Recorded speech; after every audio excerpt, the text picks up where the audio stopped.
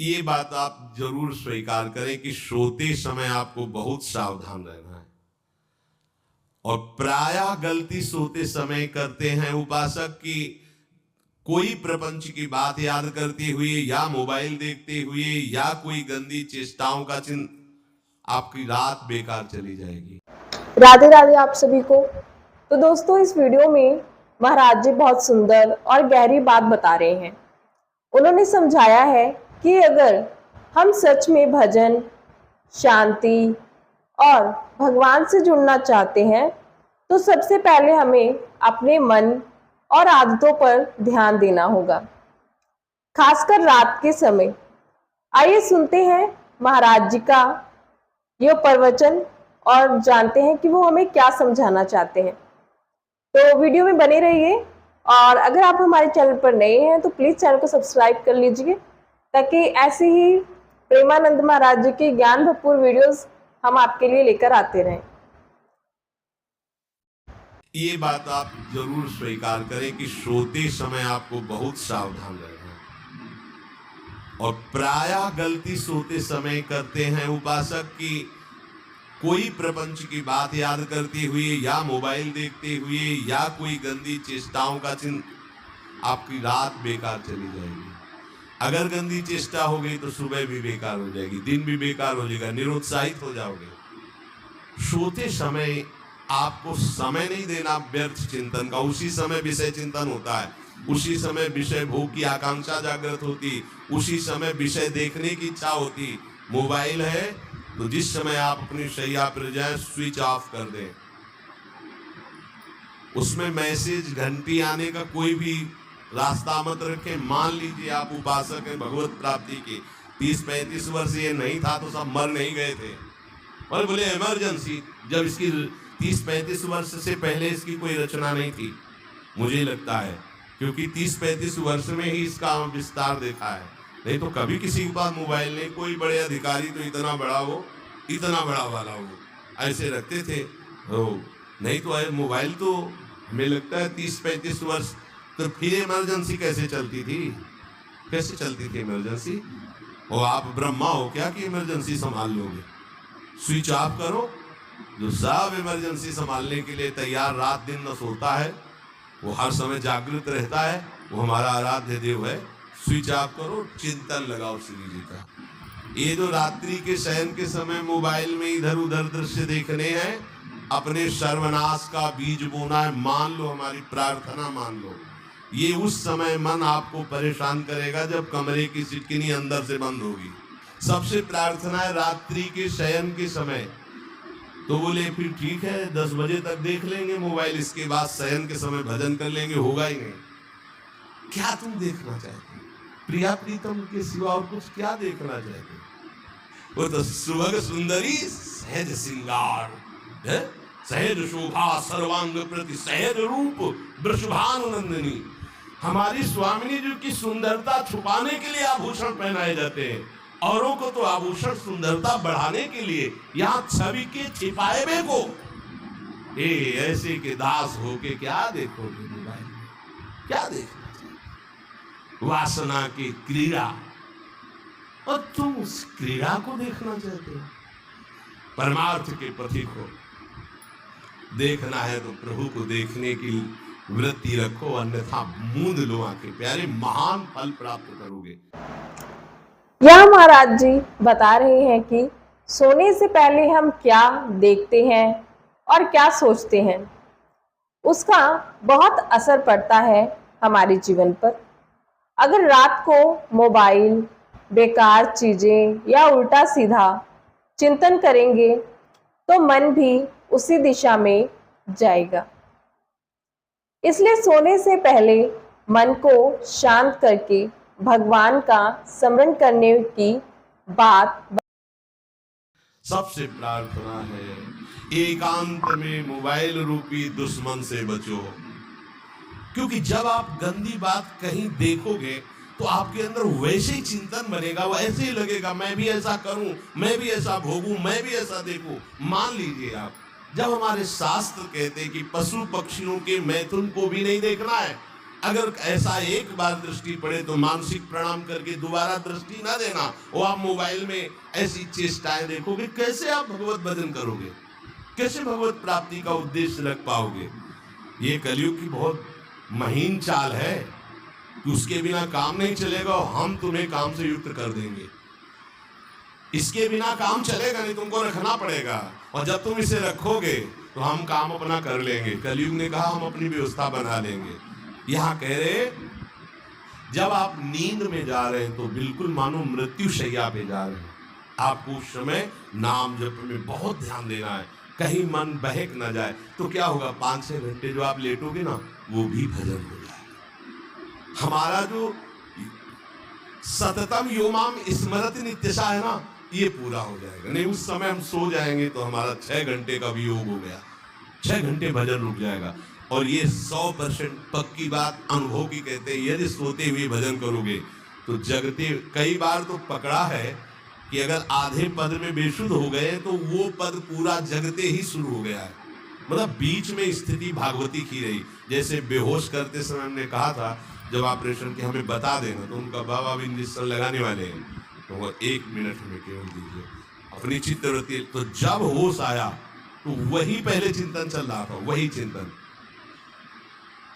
जैसे सोने के समय बेहोश हुए तो जगने के समय वही चिंतन, ऐसे ही इंजेक्शन से जब बेहोश हुए और जब होश आया तो वही चिंतन चल। बहुत बड़ा चमत्कार अभ्यास का है। नींद खुले तब से लेकर गाढ़ नींद आने तक स्मरण में कभी रुकना नहीं। और आपको एक झूठ दे रहे हैं, कभी कभी क्या होता है कि एक मंत्र में, एक नाम में जैसे बहुत देर अभ्यास करते हैं तो मन उबने लगता है। इसका स्वभाव है, ये अनुभव की बातें कहते हैं, इसका स्वभाव है नवम नवम। नहीं तो ये मतलब, तो इसको हम लोगों ने कैसे फंसाया है। जैसे गुरु मंत्र जप रहे हैं, अब 2-3 घंटे लगातार गुरु मंत्र जप, अब इसको उबन बढ़ी, अभी छोड़ रहा है, बीच बीच में पता चलता है छोड़ना चाहता है, छोड़ रहा है, तुरंत इसको नाम में फंसाया।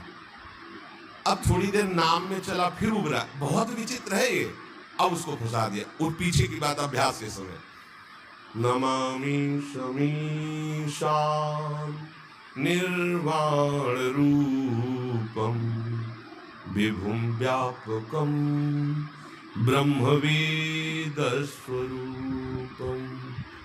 चिंतन, पद गायन करें, भगवान शिव पद गायन कर रहे हैं, उसका चिंतन।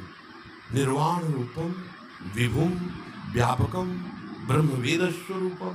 अब अपने यहाँ अवसर है, सुंदर सुंदर कोई पद गुरु मंत्र जब करते हुए मन जब उमने लगे, राधा वल्लभ श्री हरिवंश, राधा वल्लभ श्री हरिवंश, राधा वल्लभ श्री हरिवंश, इसमें भी उमने लगे, शुरू कर जोई जोई प्यारो कर सोई मोहि भावे भावे मोहि जोई, इसमें भी उमने लगे। सुधा निधि का कोई एक लाइन ले लो, ब्रह्मेश्वरादि सुदरूप पदारविंद श्रीमत् पराग परमाद्भुत वैभव, ब्रह्मेश्वरादि सुदरूप। छोड़ना नहीं है, तू भाग में नवम नवम दे रहा हूं। इसको फंसाने के लिए आपके पास अस्त्र हो, जैसे यहाँ चाकू, यहाँ पिस्तौल, तलवार, ये वो सब बिल्कुल वीर सजा रहता है, ऐसे ही अपने लोग सजे रहते हैं। छोटा राधा, अब एकदम चिपक गया आके तो कैसे मारे, तो छोटी चाकू है ना वैसे।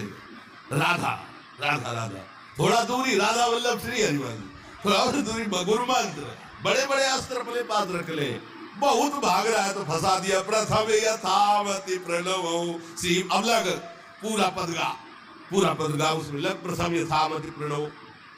भोजन पाते समय ऐसा अभ्यास किया है, 1 घंटा के पहले भोजन नहीं होता, चाहे 2 रोटी खा लो, समय लगता है आराम, एक एक नाम, एक कुछ भी अल्लाह मचाओ, कोई फर्क नहीं पड़ेगा, अपना चलेगा। अभ्यास स्नान के समय, भोजन के समय, किसी क्रिया के करते समय, किसी से बात करते समय, सोते समय, ये विशेष स्थान जहां में सावधान रहना है। या भजन छूटता है, ध्यान देना, यही भजन छूटता है। चलते समय, क्रियावान होते समय, प्रसाद पाते समय या किसी से बतराते समय, ये सब भजन के छूटने के स्थान है और यही पकड़ना है भजन को। महाराज जी कह रहे हैं कि मन को खाली नहीं छोड़ना चाहिए, क्योंकि खाली मन अपने आप इधर उधर भागने लगता है।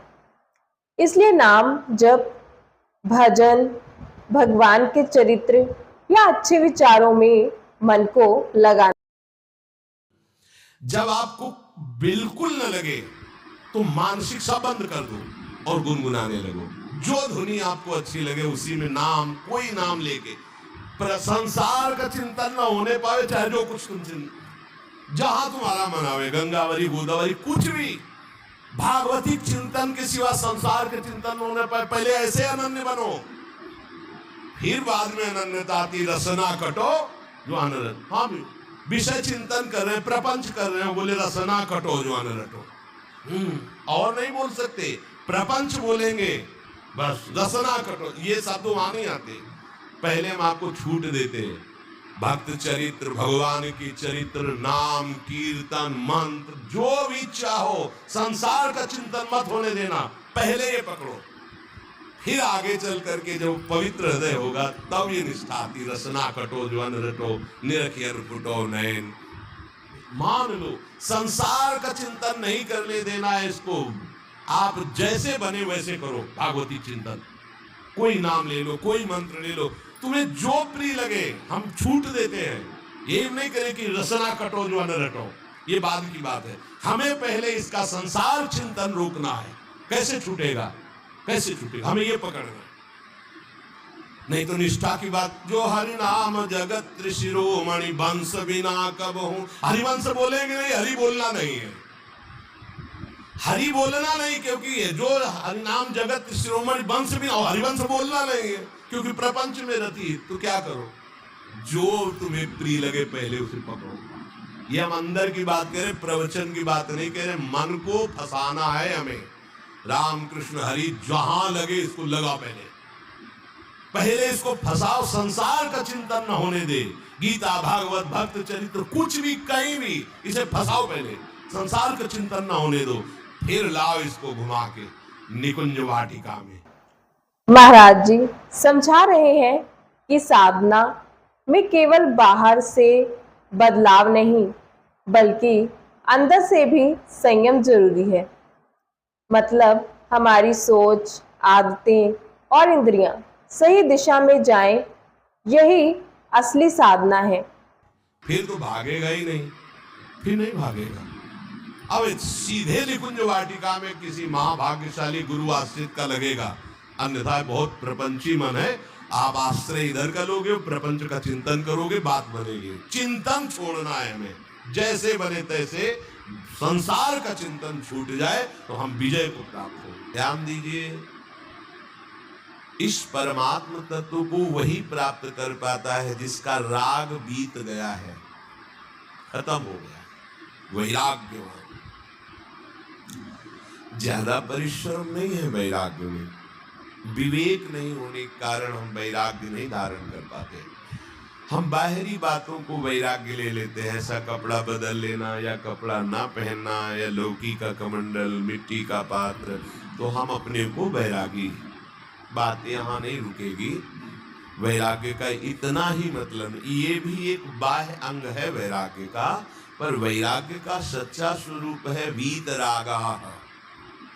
कहीं कुछ भी अच्छा नहीं लग रहा, कोई भी सुख आकर्षित नहीं कर रहा, लोक लोकांतर की प्रतिष्ठा, मान, सुख, ऐश्वर्य, व्यक्ति, कुछ अच्छा नहीं, राग खत्म हो गया।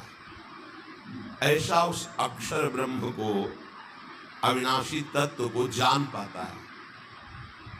जगते भयो फिरे बैरागी। जैसी हरिवंश, प्रपंच, बंच सब ये काल ब्याल को खायो। हालत यह है कि जैसे सांप ने मेढक को पकड़ रखा और मेढक सामने पतिंगा को, कीड़े को पकड़ना चाहता है। उसे ये पता नहीं कि मैं खुद किसी का कवल बन चुका हूं, वो एक झटके में मुझे अपने पेट में ले जाएगा। ऐसे ही हम सब हैं, काल के द्वारा ग्रसित है। काल ने हमें पकड़ रखा है, पर हम भोग भोगना चाहते हैं। हम नाना प्रकार की मान प्रतिष्ठा पाना चाहिए। ये पता नहीं एक झटके में हमारा अस्तित्व ही खत्म हो जाएगा। जिनके अंतःकरण में किसी भी व्यक्ति, वस्तु, स्थान, पद, प्रतिष्ठा का राग ही नहीं रह गया है, उसे कहते वैराग्य वान। वीतरागाः, राग ही नहीं है। यहाँ महाराज जी बता रहे हैं कि मन एक दिन में नहीं बदलता, धीरे धीरे अभ्यास करना पड़ता है। जब मन भटके तो उसे फिर से भगवान के नाम या अच्छे चिंतन की तरफ ले जाना चाहिए। जिनका अंतःकरण निष्पाप निर्मल हो चुका है, जिनके हृदय में केवल भगवत प्राप्ति की उत्कट लालसा जागृत हो गई है, ऐसा साधन संपन्न उपासक परमात्म तत्व में प्रवेश पाता है। अध्यात्म मार्ग की ऊंचाई पर वो स्थित हो जाता है। यदि छंदो ब्रह्मचर्यम चरंती, जिनकी इच्छा एकमात्र भगवत प्राप्ति की है, यदि छंदो, उनको क्या करना होगा? ब्रह्मचर्यम चरंती, ब्रह्मचर्य का पालन करना होगा। प्रत्येक इंद्रियों का निर्विषय हो जाना वास्तविक ब्रह्मचर्य है। केवल जनेंद्रिय से ही ब्रह्मचर्य को नहीं लेते। हमारी प्रत्येक इंद्रिय भोगों से रहित होकर भगवत अनुराग में नेत्र प्रभु को देखना चाहते हैं, तो अगेंद्री प्रभु को स्पर्श करना चाहिए, घ्राणेंद्री प्रभु के श्री अंग की गंध पाना चाहिए, श्रवणेंद्री प्रभु के वचन सुनना चाहिए। एक एक इंद्रिय अपने प्रभु में लग गई, अंतर्मुख हो गई, बाहर विषयों का त्याग हो गया, इसे ब्रह्मचर्य कहते हैं। पर प्रारंभिक ब्रह्मचर्य में जनेंद्रिय का ब्रह्मचर्य अत्यंत आवश्यक है। यदि जनेंद्रिय जन्य व्यभिचार दोष से युक्त है तो कदापि उसे भगवत प्राप्ति नहीं हो सकती। शुभ गति व्यभिचारी शुभ गति चाहे, असंभव। और भगवत मार्ग में सबसे बड़ा दुश्मन यही व्यभिचार दोष है, काम।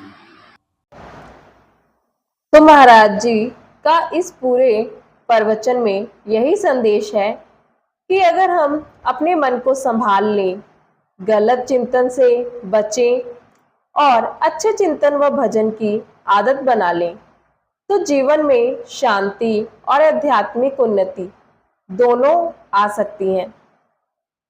तो अगर आपको महाराज जी का यह प्रवचन वीडियो अच्छा लगा हो तो वीडियो को लाइक कीजिएगा, शेयर कीजिएगा और चैनल को सब्सक्राइब कर लीजिएगा। और कमेंट में आप अपने सुझाव हमें लिख के भेज सकते हैं।